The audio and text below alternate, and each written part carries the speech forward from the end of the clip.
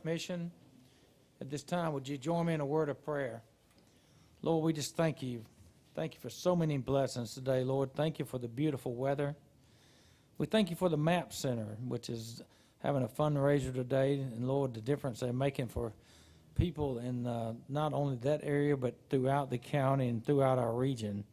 Lord, just ask you to be with this commission today, guide us, speak through us, and help us make decisions that's in the best interest of the entire Montgomery County.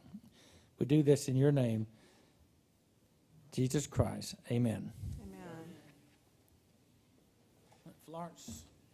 Good morning. Our visitors today include Sheriff Cunningham, Deputy Administrator Kendall Anderson, Director of Risk Management Melissa Peak, Judge Calvin Williams from the Family Court, Manager of Public Affairs Ken Ward, Attorney Susan Kennedy with Levitate Legal and Consulting. Assuming the wreck clears on I-65, she will get here. And Executive Director Maggie Brooks with Girls on the Run. I've already done it. See if, oh, who needs it? The items to be considered in the formal session start with Amendment Number 2 to a contract with Outdoor Obsessions for ground maintenance for county parks. Consider a professional services agreement renewal with NAFCARE for inmate health services. Consider a scope of work and proposal from Jacobs Engineering Group for the Downtown Environmental Alliance Assessment Project. Consider miscellaneous appropriations to agencies. Commissioner Walker has added a $9,000 appropriation to the Montgomery Art Center. Are there any other additions? I do. I would give $2,500 out of designated to the Bellingham Dixie U. So that's out of designated. And then I need to do $2,500 to Carver High School.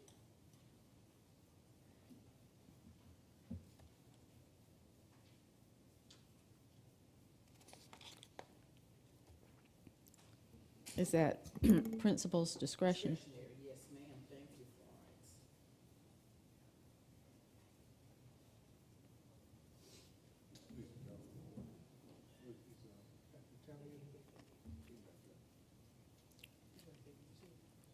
Florence. Tammy?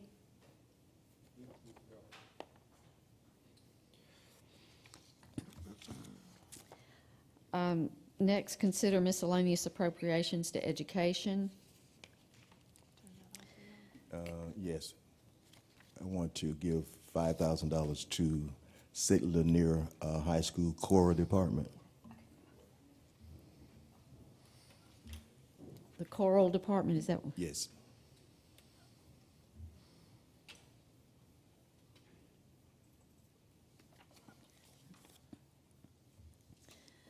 Consider miscellaneous appropriations from designated revenue. Team, we have one request, Concerned Citizens organized for police support, the CCOPS. They're requesting $6,000 for community service programs. Commissioner Walker in May gave $3,000. So is there any interest? That's the Jack Galasini program, Rhonda, that you did. Mm-hmm, yeah. Is there any interest in providing some funding from the joint? I don't know if we have to do the entire 6, but since Commissioner Walker's already done 3, does anybody want to do that jointly or individually to help them a little bit? They've done some good work, I know. They presented at the Kiwanis Club, the Officer of the Year, a couple of times, so. And they just support police. Individual for me. Law enforcement. They could be done individually. Individual, okay. Florence, I want to do 1,000 from my, I guess, since we're already on this, donate revenue, just do 1,000 from my donated.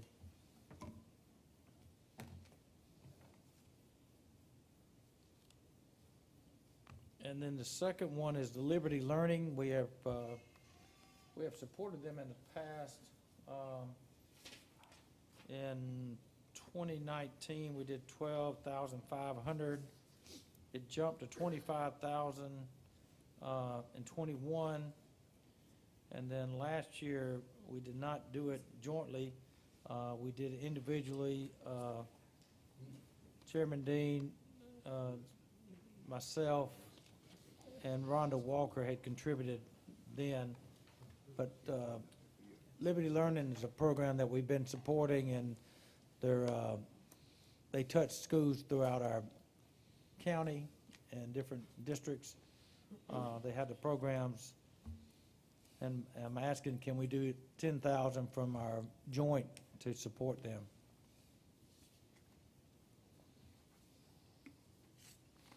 I would support doing 10,000 from the joint. Is there any objection to that? Yeah, I think that, we've supported them pretty strongly. I thought we gave them more than, I thought we gave them 25,000 last year as well. No, we didn't. In 2021, we gave 25,000 in 21, and in 22, we gave nothing from the joint. It was 10,000. Dean and Singleton did 2,500 each, and Walker did 5,000. Yeah. Now, who are they? I don't know who they are. They're the Liberty Learning. They do the program, the Statue of Liberty programs for the second or third graders. They go to different schools, and they will bring in a number of schools, say they do it at the Davis Theater. They've done it in Pike Road. They teach civics in schools, They've done it which is- Carr. missing in a lot of schools. And if- Starting at the elementary level. And if you would like, she's willing to come in, if you want me to get her to come in. She's been here before. Yeah. But it would have But been Carmen pre- hadn't heard yet, yeah. I don't know what it is, I mean, and you know how I feel, I mean, we've talked about this before, about we need to start looking more at who we giving all this wonderful money to, and take the time and re-talk to them and see what they're doing with the money, so. Let me get, for Carmen's sake, if it's okay, I'll get her to come in for a brief time in 2 weeks from now. Okay. So we'll just hold that until then. Long-standing relationship with them, so they have been vetted, but you need to. But I can appreciate, because you haven't heard the same presentation we have, so. Okay, that's all I had on donated.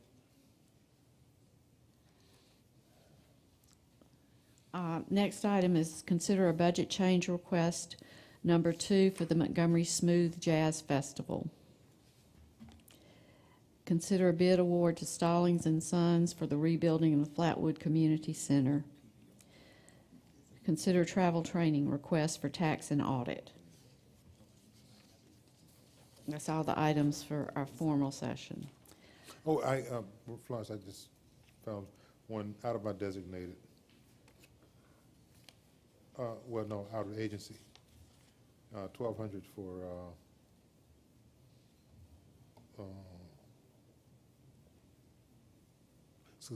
successful living.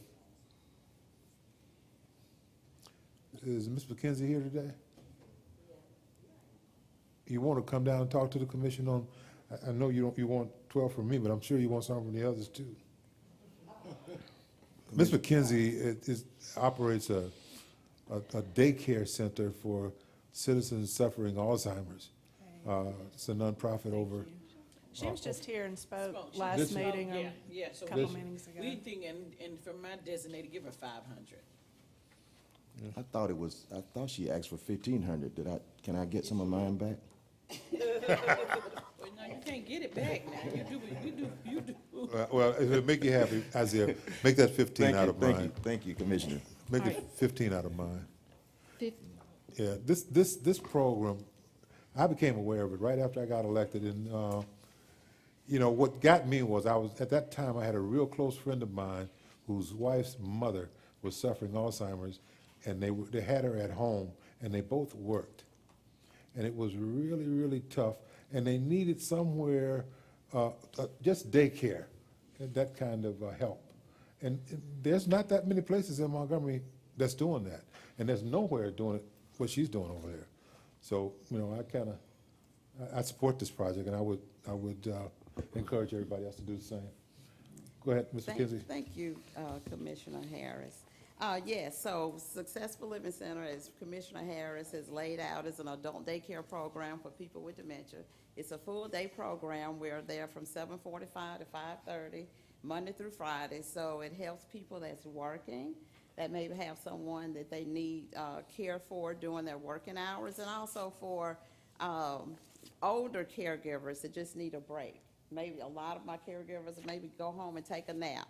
But we are doing this Caring and Sharing workshop October 20th from 10 to 3 at the Crump Senior Center. And that's what I was asking support for, because it not only provides an avenue for caregivers to learn how to care for themselves while they're taking care of their loved ones, but it also support our programs as a fundraiser for our program as well. Because a lot of the people that we serve can't afford 5 days a week daycare, maybe not 2 or 3 days a week. So we try to have funds available to help support those families who need it and cannot afford it. So we are a 501c3 nonprofit organization, so our livelihood depends on not only fees but grants and donations. So I thank the commission for their past support. I thank you for your continuing support of our program. And I invite you to come out and visit at any time to see what we're doing. You're doing a great job over there. I've been there on several different occasions, and I don't think we will appreciate the fullness of what you do unless we've had some family members who experienced Alzheimer's. It's a very, very serious situation when you have Alzheimer's dementia in the family, and it really, really takes a toll on you. So we appreciate what you're doing and continue to do that. I've been encouraging you to, you got to go somewhere and find a lot of money so you can continue to do what you're doing. I do. Thank you. Commissioner Sankey, I could not. Well, if I did mine previously. Oh, okay, It should be I'm sorry. listed on the agenda. Doug, did we make a decision about the Jazz Fest that happened a couple weekends ago with the city? It's on It's the on the agenda. agenda.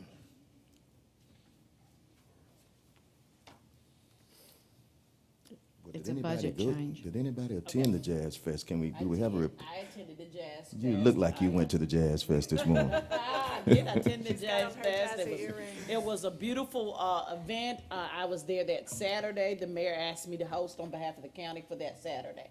So I was up, got a chance to speak a couple of times to the audience and thank them for coming and thank them that we here at the county support arts and we support music.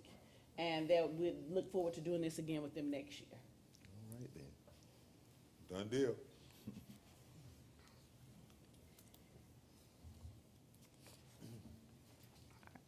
All right, our first visitor is Sheriff Cunningham.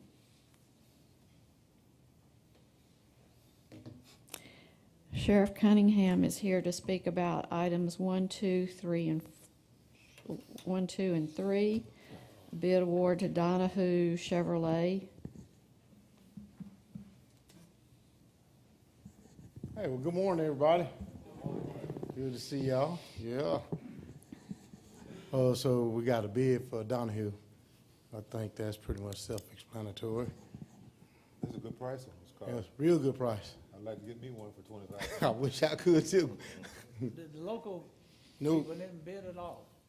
The nope, Riverside, Calvin Chevy, Nope. Larry Puckett, nobody from around here.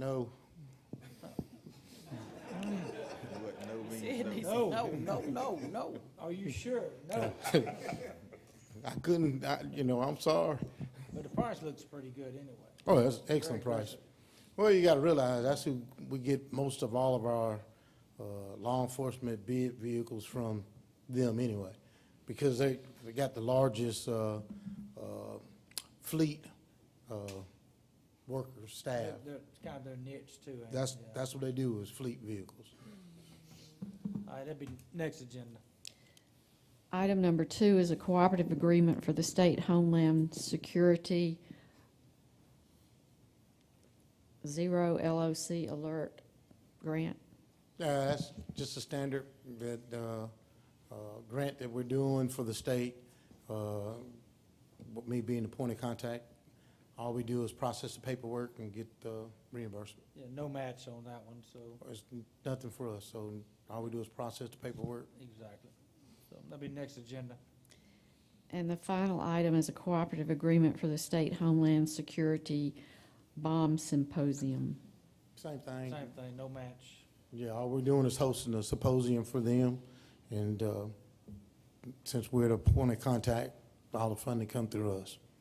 So that'll be next agenda. Thank you. That's it? Man, I got all excited about coming up here. Sheriff's gonna be, the fair starts Friday night, or Thursday. night. Yeah, Thursday night, Taste of the Fair. Y'all come on out. You'll pay $30 for the ticket, but just don't think that you're coming at one time. You can use that ticket again to come back to the fair. And this is the taste on that Thursday. You can walk around, taste all that good fair food. Plus, we will have a IPA provider there giving away samples of IPA beer. So it's a great opportunity, and all the money is benefiting a worthy cause, going to Cancer Wellness Foundation. So I encourage everybody to come out and enjoy the taste. And the fair starts Friday night, which is dollar night. So you can come out, bring a canned good, go into the food bank, bring your $1, and come on into the fair and walk around and enjoy yourself then. So we got a good weekend. Genuine will be there Sunday. Isaiah, I'm gonna have your parking tickets so you can get a parking place Sunday. So you want to come to Sheriff. that? And I got you. Which reminds me, if it is appropriate for me to interject, Yeah.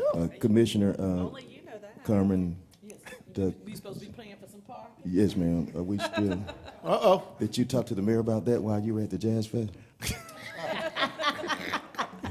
I tell you what, I'll call him today and talk to him. Please do, about it. let's see if we Work can out get a some deal. discount tickets. I'll call him. Let's I'll do see. that together, please. Okay, all right. Good. So hopefully everybody come out to the fair. I mean, this is a great day. It's going to be very secure. We got a clear bag policy. 17 and under must be accompanied by an adult. So we're planning on having a good fair. We're bringing in a lot of different attractions. We got a jet ski performance that'll be out there on the midway, where you can go watch a guy do tricks on a jet ski and bringing in this big tank of water, plus our shark display. Plus, we got the butterflies are gonna be inside the Garrett Coliseum. You can walk through and look at the display of the butterflies. So we're bringing a lot of stuff out for the family. I know you're gonna bring your kids out, let them go ride the rides, and you can go look at all this fantastic stuff that we're bringing. And plus, eat a lot of fair food. Come on out Thursday, taste it, and come back. Thank y'all. Kendall has an update on Flatwood. Good morning. At the last meeting, I spoke about Flatwood, and Melissa gave some extra information about us working with our insurance provider. What we then basically needed to do, the insurance provider has looked at the plans that we have for what we would rebuild as Flatwood. They just needed for us to kind of extract what they would deem to be upgrades or things that were not as the building was when it was destroyed. They've done that. They priced those upgrades, and working with the general contractor, they priced those upgrades at about $220,000. But because we want to, we've discussed this internally with staff, we want to make sure that the building is built to current standards, with everything that we would like for the building to be. It is our recommendation that we stick with the bid price of $1,135,049. We will continue to work with the insurance to be made as whole as possible based on where the building was and what the building cost. But we want to make sure that we proceed with getting this project done and getting this project rolling forward. Is Melissa here? She's back Yes. there. I'm trying to understand our coverage. Did I understand you say we had replacement coverage? Yes, sir, we do. So the insurance company is disputing the bid by the contractor? They're disputing, or they're concerned about two things, which, number one, were the upgrades, which have been addressed. They've been pulled out of the bid that Stallings provided. But secondly, they also have concerns about how inflated the prices are right now, and it's just not us, it is the market in general. So they're just taking a harder look at those numbers to that's see something- what we can, negotiate and work out with But that's Stallings. nothing, they have to deal with that, right? Yes, sir. And what did Kendall just say? We've determined that we're gonna pay the $200,000 for the, So, I mean, the insurance company's not gonna cover that, right? Correct. Right. Those were the So- items that they've deemed as being upgrades. and Melissa, please correct me if I'm wrong, but even with looking at where we are, the insurance is not going to give us a check for the remaining amount to close the gap. So there's still going to be that gap, but I mean, things like, and this is a greater conversation that we're gonna have to have, and that we're working with insurance. I mean, there are some things that you're just not building buildings the same, but those things cost more. Like a sink was used to be built into a wall. Now there's the countertop with the sink, with the extra things. And so those are things that we want this building to be built as it would be built in 2022. So we know And we're not going. that's the way replacement works. They're not gonna, But it's not. my It's, house was built in 29 and it's destroyed in 1960, they're not gonna go back and buy 1929 stuff and put in it. correct, and Replacement you would also pitch in some of your own money to kind of fix some things that were like, hey, I didn't like this about Yeah, my house, right. And so that's part of this, and so that's why it would be recommended to me that if we reduce it by the 220,000 to bring us to around 915,000, at the end of the day, we're probably gonna end up exceeding that amount. So it would be Well, my I'm not- recommendation. I'm just being clear on it. Yeah. You know, because I think that the insurance company should pay what our coverage requires.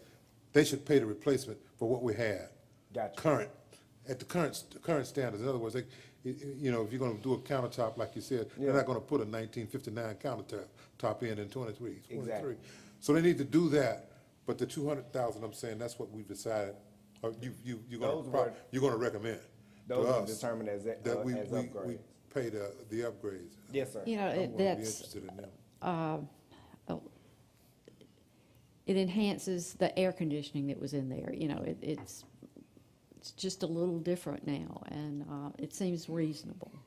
You know, what's puzzling and what's really troubling to me is you build a $1.2 million facility and walk away from it and go to the bank and you can only borrow $500 only because it's only worth $500,000.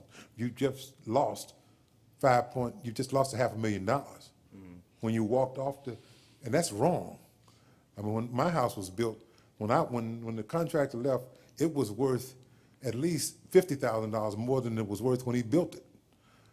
And what kind of math is it? And things are upside down really. If you can build a $1.2 million house, a project, and then walk away from it and say it's only worth $500,000. That's gouging at its worst. So that's the insurance company problem. They want to pay all that fluff, and that's what it is. If the people that appraise that property don't come in at what we're paying for it, this doesn't make any sense to do that. I understand. Johnny Ryan's, who is the architect with the project, he's here.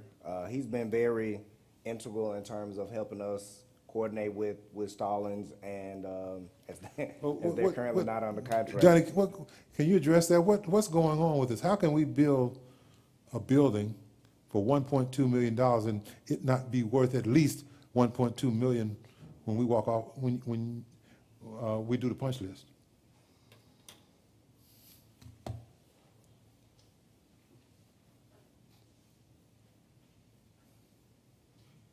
Good morning, everyone. Morning.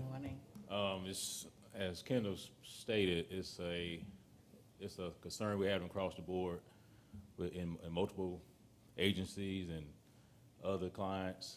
The price is not, the market is driving it, is driving the construction. But I think to answer your question,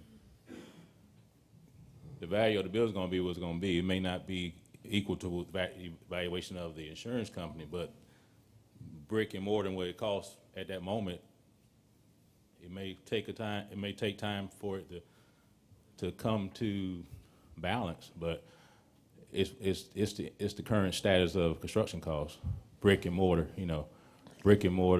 cost of materials across the board. So I'm just speaking from experience from previous projects within the past 1 or 2 years. So it's consistent. I'm sure the insurance company's gonna handle it, have to handle that. And due to the It's nature. their money. Yeah. They'll have to handle it, because no matter how you dress that up, it's just not right. And one of the underlying factors is sometimes location. I mean, we all know that. But the one thing in that capitalism drives. that is, never changes. I mean, it changes, but it's important, it's value. Correct. Value. If I buy a brick from you for $1, I expect to be able to get either $1 or $1.50 for that brick when I sell it. Unless it's a car, then you buying stuff that depreciates. Appreciate You know what I mean? Yes, sir. This is real estate we're talking about. Well, and to your last point, the location of this particular real estate on some level changes the value Yes. of the overall project. The cost of the commodities to actually build a building is one thing, but then the location is a second variable that is factored in. And some insurance companies use that as part of their Sure they whole do. gauge, so that's something we all fight, so. Yeah. Well, end of the day, we need to move forward with getting this project done, and then, Melissa, you continue to negotiate with but the people in Flatwood, this is a little bit more than a community center there. It's a safe haven for them. Correct. Of course, we saw what happened with the devastation from the tornado. The building regardless wouldn't, but that is the safest place in that area now, so we need to move forward and Mr. Chairman. and get this done. Yes, sir. I don't want anything that I've said to indicate that No way. I'm opposed to No. the Flatwood. I want it done. Matter of fact, I want it built back strong enough to withstand the next hurricane that comes through there. My concern is the charges, what these people are charging us to build that building, and what you're gonna have once it's done. Yeah, I I mean, that's my concern. No, I'm 100% for replacing that facility and replacing it better than it was, because I don't want the wind to blow it away if we should have another tornado. I wish it would be built to You're those. gonna have a state-of-the-art building, energy efficient, brick and mortar, and lights, everything is gonna be ahead of any building that's currently built anywhere else, so. And Commissioner Harris and the rest of the commission's been committed to doing this building, getting it rebuilt. Again, the concern was we had one company bid on it, and even the company that bid on it, the general contractor said it's way too high, it was way inflated because of his subs and everything, so. Stinks all around. But it's time for us to move forward and get this thing done and continue to negotiate. And the other thing is, the cost of labor right now, we're Yeah. paying prime rates trying to get reliable workers to do the job. So, it's not just the materials, it's also the cost of labor in this current market. Yeah, it's just a bad time to build, but it's good for the economy because there's so much work out there, so. Mr. Chairman, I just want to thank the staff and all the people who's playing a part in making sure that this project come to fruition. We're coming up on the first anniversary of this devastation that really impacted that community in a major way. November 30th of this year would be 1 year, and I would hope that those people who live out there, some of here today, my constituents, would be able to look out of their door and see something taking place that will give them hope for the future. So we appreciate the work that you all are doing, and we hope that this will move forward on the agenda today. Thank you. Thank you, Johnny. Thank you, Melissa. Melissa, you stay, because I think you're next. So. Yes, sir.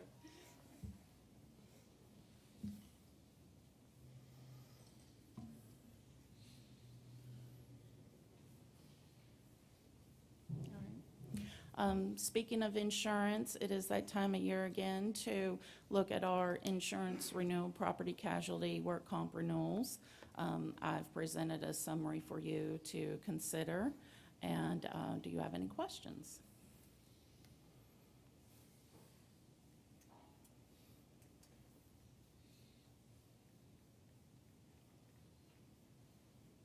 So option one is a little bit more than what we did last year, but it's less than what it could be. Correct. The option one, the increases actually come from the property renewal. We've had 2 six-figure losses within this policy period, one being Flatwood and the other one being a water damage claim in the jail. Plus reinsurance has been an issue for all insurance companies. More than $1,000. So where it says option one recommended, the second one should be option two, right? Yes, sir, Is this that was a typo? mistype, yes, sir. The middle one marked in blue recommended, that is the program that is recommended for renewal. Okay. Any questions? That'll be next agenda. All right, thank you. Thanks, Melissa. Judge Williams is here to speak about item number 5.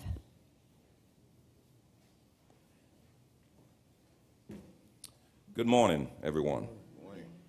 Thank you for the opportunity to address the continued funding of the Montgomery County Juvenile Court Referee position.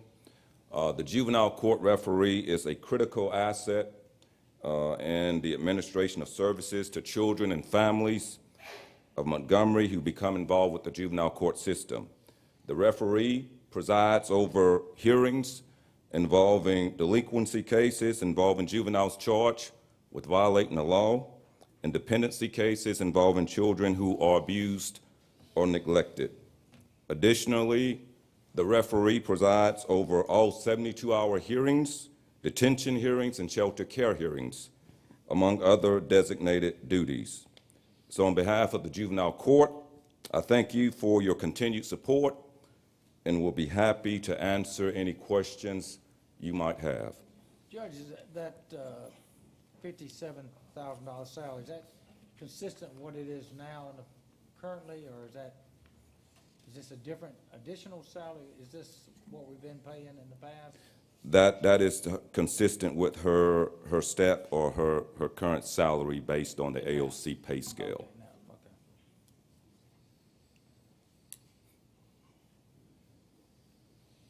Any questions? Any other questions? That'll be next agenda. Thank you. Thank you.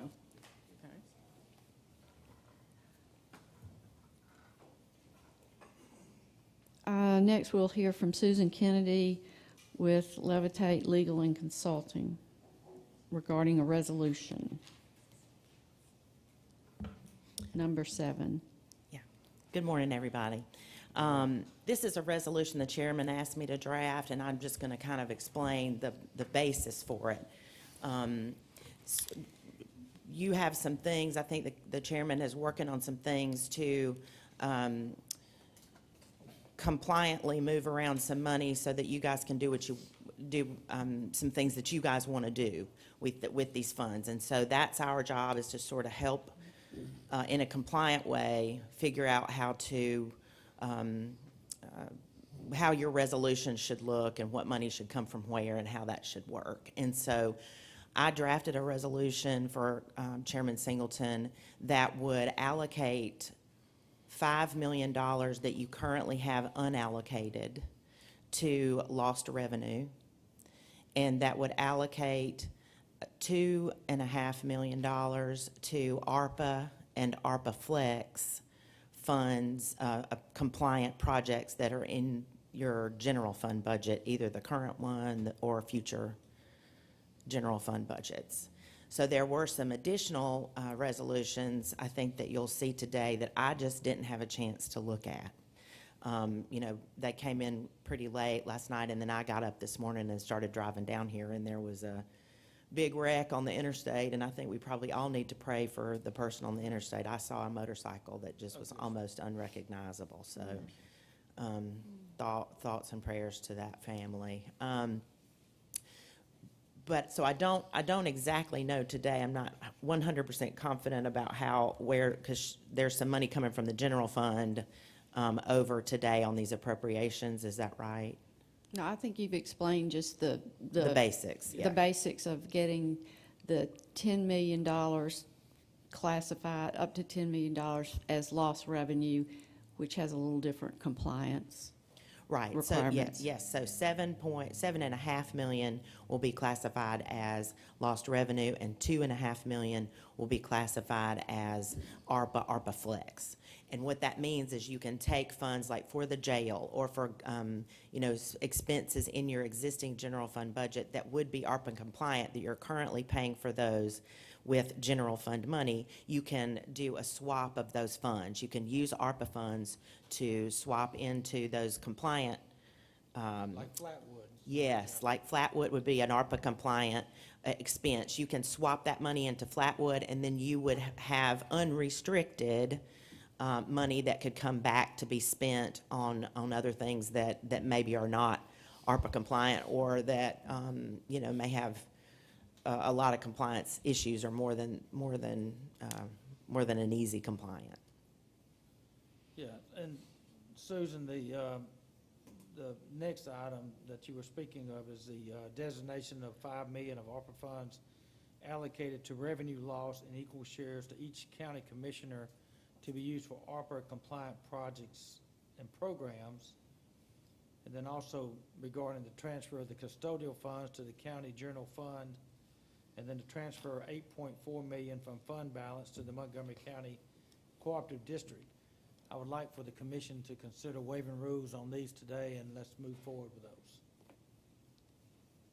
Mr. Chairman, I'm really not clear on exactly what we're talking about. I wish I'd had time prior to today to have a sit-down conversation about this, so I can behave in an intelligent manner. You told me you were gonna meet me here early today. Well, I did, but I apologize for that. I don't know if that would have been enough time. So the 10 million that has already been allocated to revenue loss, we just took that because it was allowed under Treasury guidelines. Yeah, and I would characterize it as an allowance, not an allocation. I think the allocation is the next step. So when Cheryl filled out the main documents that you have to send back to Treasury, you're allowed to an allowance of $10 million in revenue without having to calculate it. And so that's what she did. Yes. Now, that funding has not been allocated after that. So she has the allowance, and it's sort of set aside as an allowance for lost revenue. And we recommended to Cheryl and Florence that you leave a little bit of lost revenue allowance out there for at the end of a compliance period, when all this is over, if an auditor comes in and says, hey, you spent this $100,000 and we don't think that was right, you need a little bit of lost revenue cushion to, make up for things that you might have thought were compliant, or the rules changed, or they, because they have changed a couple of times. So how much you leaving, 1.5 million? I think it's 2.5 million in lost revenue. So where's the 10 million? So there's unallocated funds that you have not allocated yet. That's, 5. and then you want to get 5 from community centers. My resolution is that the other 5, the other 2.5 of that 7.5, so it's 5 from unallocated funds, 2.5 from the, I'm sorry, that's not right. No. 5 million from the community centers, leaving $1.5 million in Right. community centers. That's what, And then of that 10 million, you're allocating 7.5 to lost revenue, and 2.5 to ARPA Flex. So that still leaves your allowance of 2.5 million on lost revenue. Now, that doesn't, this is really hard to explain, because it doesn't mean that, it sounds like I'm counting 2.5 twice, but I'm not. Because it's the allowance versus the allocation. So you may have already spent that 2.5 million on another project, but you haven't used up your whole allowance in case there's something that, Treasury disagrees with, or the auditors disagree with in terms of compliance. You could then move that project over to lost revenue, and you wouldn't have any compliance problems. So it's just a little bit of a cushion to make sure that your compliance all runs smooth when the auditors come. But the money's coming from 5 million unallocated, 5 million from community centers. That leaves $1.5 million, 385,000 of which is already allocated to CalMAR. Is there any objections to waiving rules today on So, those? I'm sorry, Mr. Chairman. Yes, sir. Just one more clarification here. 7.5, 2.5, of course, that's 10. Now, that 10 is what went to revenue loss, is that correct? Yeah, we'll take, No, no, correct so- me if I'm wrong, but we've had the lost revenue money set aside in an account, or am I wrong on We that? were, You're wrong. we It's an thought that allowance, happened yeah. on the front end. I thought that happened on the front end, and so it's my fault that I didn't confirm. We had a conversation, but I thought that was set aside on the front end of this whole process, and it was locked and secured. I was wrong.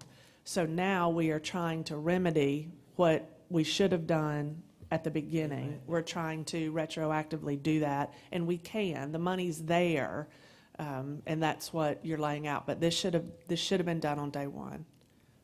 That's right. You know, you haven't spent your money, so you can allocate and reallocate, you know, the way that you would like. The allowance versus the allocation is what I want to, you know, focus in on. You have a $10 million allowance that you can use. There's been no official allocation of that revenue loss allowance. So today, this resolution takes $5 million that you have not allocated to anything and moves it into lost revenue. And then it takes $5 million from a pre-allocation already that you have allocated to community centers of $6.5 million and takes 5 of the $6.5 million and allocates that $2.5 million to lost revenue and $2.5 million to ARPA Flex. That still leaves you your $2.5 million allowance, your cushion, but because you've done ARPA Flex with that $2.5 million. But it allows you to swap a full $10 million from your current budget or a future budget into what I would say are ARPA compliant projects with a little bit more flexibility for $7.5 million of it under lost revenue. Now, tell me about the 5 million that is proposed to be used to split between the 5 of us. Help me with that. Where's that coming from? That's coming from your unallocated funds. You have $5 million. And in phase 3, there were some things that the city did that you guys did not choose to do. And that difference in phase 3 between the city's allocations and your allocations was about $5 million.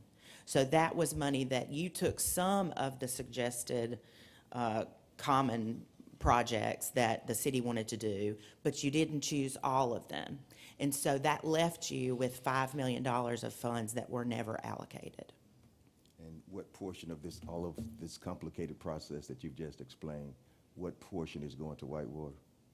Now that I don't know. That 8.4 million from fund balance at the end of the day will go to the Montgomery County Cooperative District. And each commissioner will end up getting 1 million to use for ARPA compliant projects in their district. You're straight on this as our consultants. Well, I'm close. I'm close. I know what my resolution that I drafted for Chairman Singleton does. I haven't seen the other ones, but I think my resolution that I drafted for him does get you in a position where you can move the funds as intended. Yeah, and what she did is that what Susan's resolution does, it allows allocated funds to be used for ARPA or ARPA Flex compliant projects or programs in the current or future general fund budget, such as Flatwood, jail renovation, whatever it is. It frees up the money in the general fund. That's what it does. So It turns the money from ARPA money into general fund money.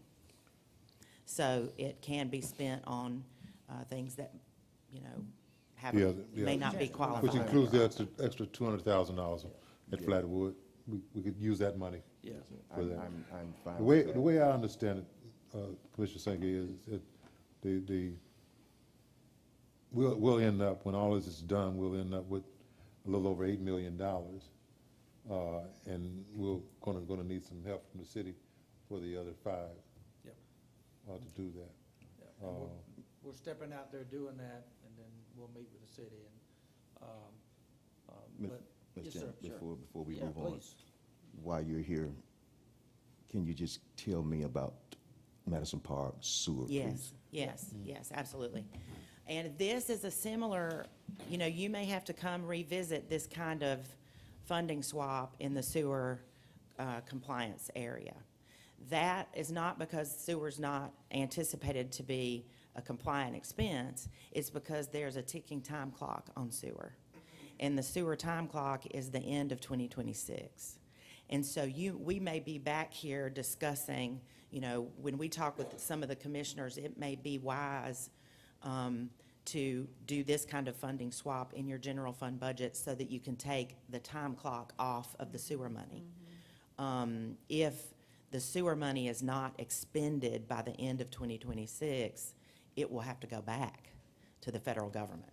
Yeah, I know And that. I've always been concerned about that. Yes, and so this could be a solution for some of this. This is a similar solution to some of the sewer money so that you don't have to send the sewer money back. And as you know, Commissioner Sankey, ADM has an even earlier deadline I know. for that. I So, would hate to lose that. but let me tell you where we are on the sewer. So the attorneys for the Montgomery Water Works we've gone through, it's a 47-page agreement. It, cites probably 20 federal code sections. They wanted to review all of that. We worked through all of those code sections with them because the Waterworks has really never utilized federal funding before. And so they had some concerns about some of the provisions. And so we worked through all of that. Their attorneys have that. We've made all the changes that we think are appropriate. They've asked for some changes that we thought were appropriate.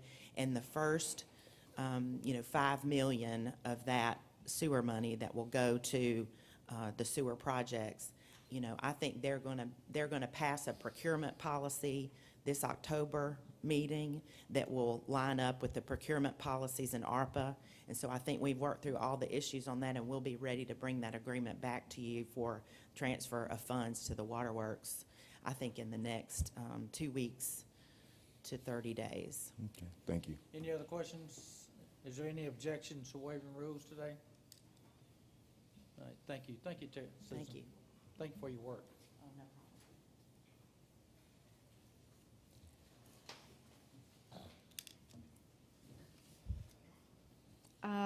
We're going to hear from Maggie Brooks with Girls on the Run. Good morning. Good morning, ma'am. I'll hand that out for you. Sure. Thanks for having me. I'm here for a few reasons today. One, to thank you all for your continued support of Girls on the Run. Y'all have supported us since our inception in 2015. And for those that don't know, we are a positive youth development program for girls in grades 3rd through 8th grade. And our main focus is to teach them how to build their self-esteem.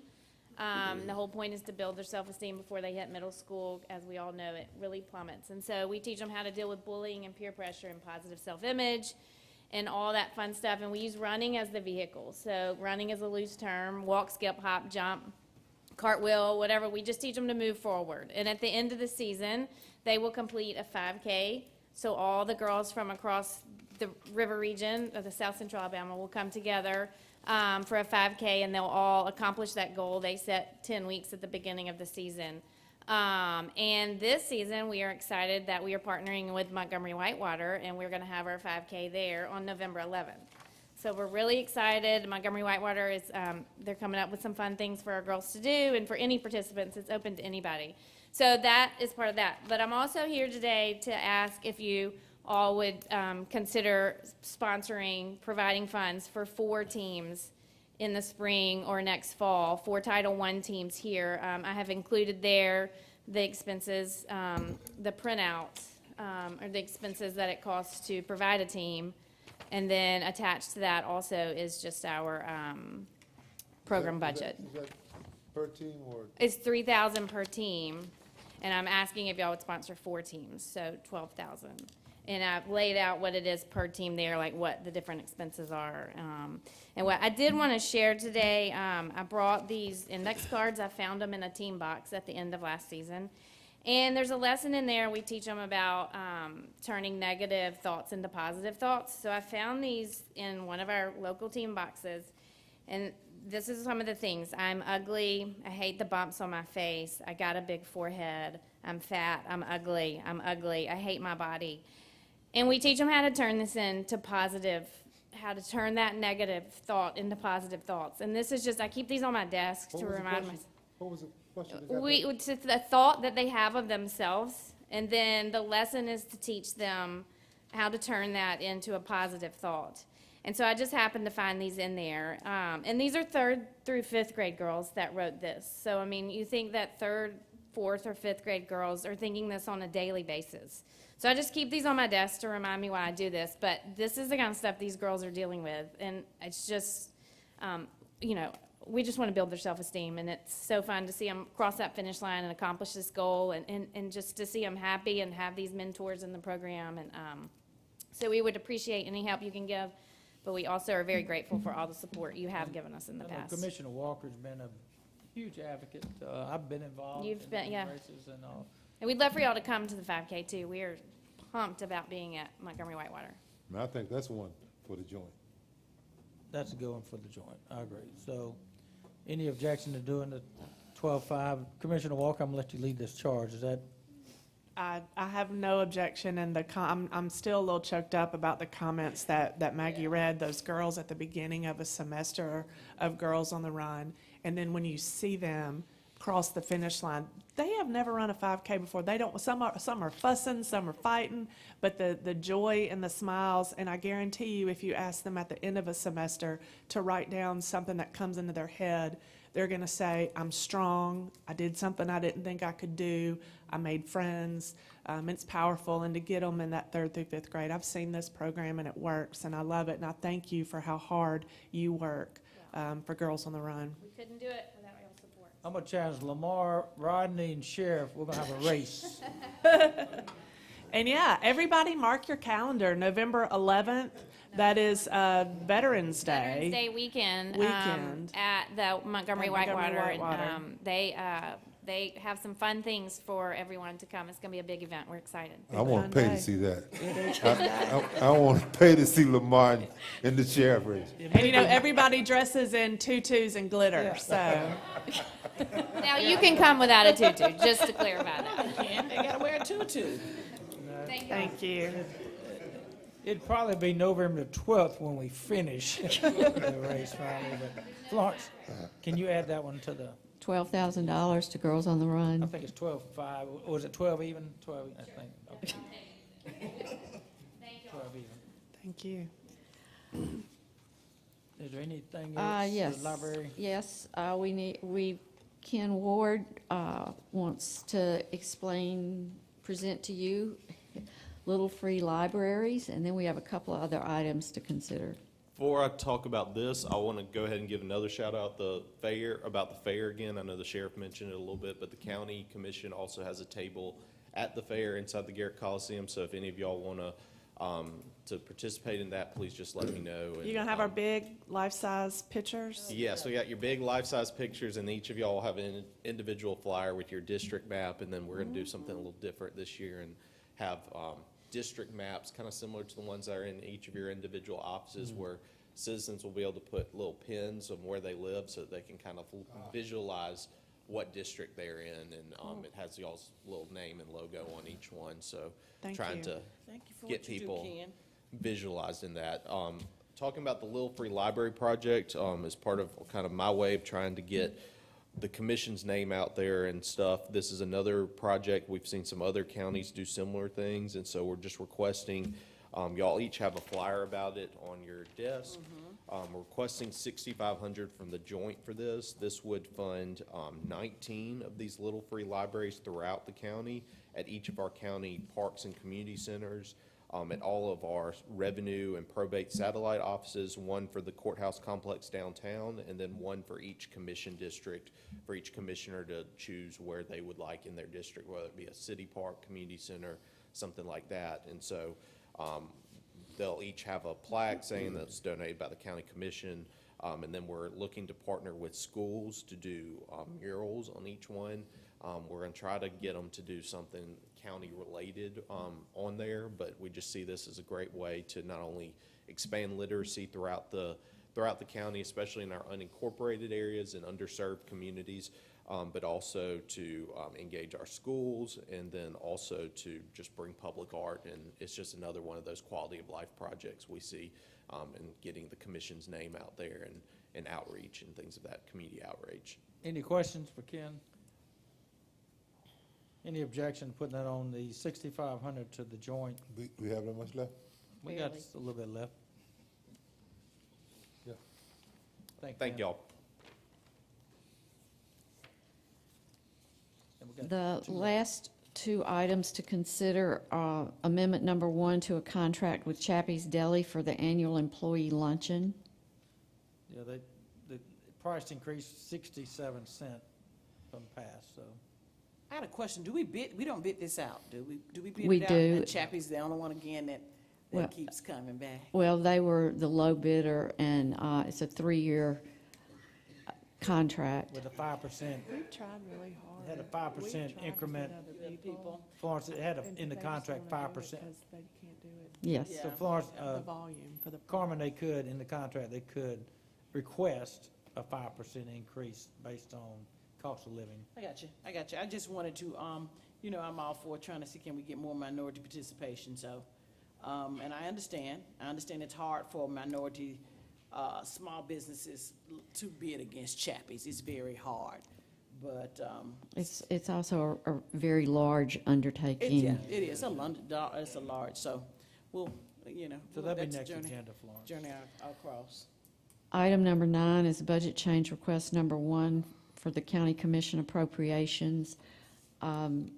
That will, if you'll scroll up, you'll see the language at the bottom with an explanation of, to carry over unused miscellaneous appropriations for funding to the Montgomery Bicycle Club for deputy overtime at the 2023 Glassner Autumn Challenge.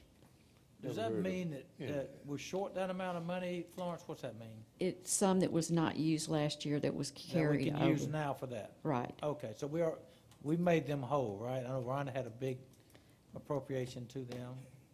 Well, Yeah. why don't I know anything about it? The Montgomery Bicycle He Club? came, I He think came. you You wasn't here, Dan, And that the meeting. Glassner's, huh? You wasn't here for that meeting.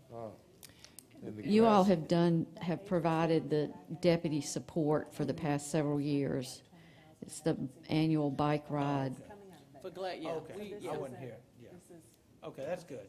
The next agenda. I'll take your word for it. I think that's all, Florence, right? It is. Okay, we're gonna And take a, we need a few minutes to, yeah, so we're gonna take a 4 or 5 minute recess and be back in about 10:04.